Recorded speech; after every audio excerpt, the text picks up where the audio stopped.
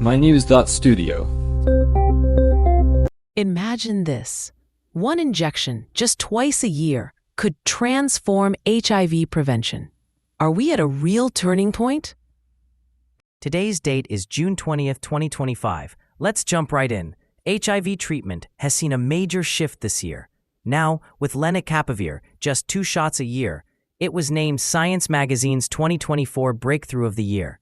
That's a big move away from daily pills. But how did we arrive at this point?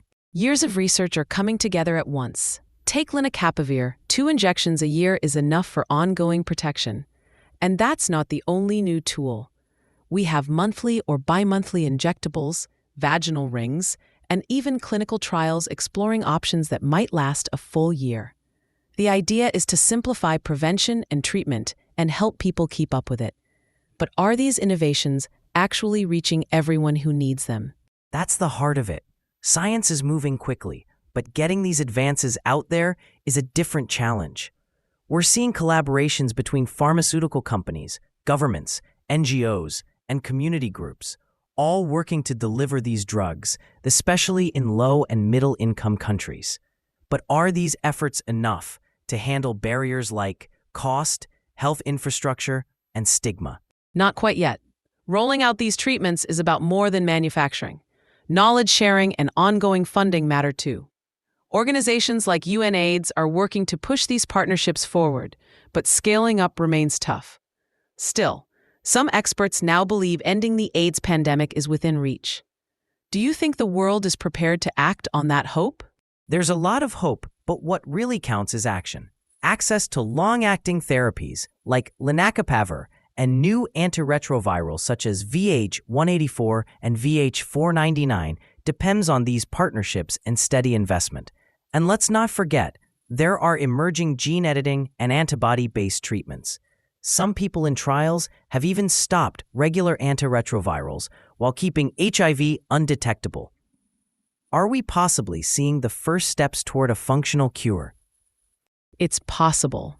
Early results are encouraging, but so far only a small group of people have seen these benefits. The hope is that larger studies will show these therapies can help those with drug resistance or challenging side effects. But the big question is, when will these breakthroughs reach the people who need them most? And what does it mean for stigma? That's important. Long-acting treatments could make managing HIV more private. Less daily medication, less visibility. That might help with privacy and lower discrimination. Of course, the impact will be different depending on the culture and region. Laws, beliefs, and how public health is communicated all play a role. Are there lessons here we can apply to other diseases? Definitely. HIV work has shown that investing in research, building broad partnerships, and including affected communities all matter.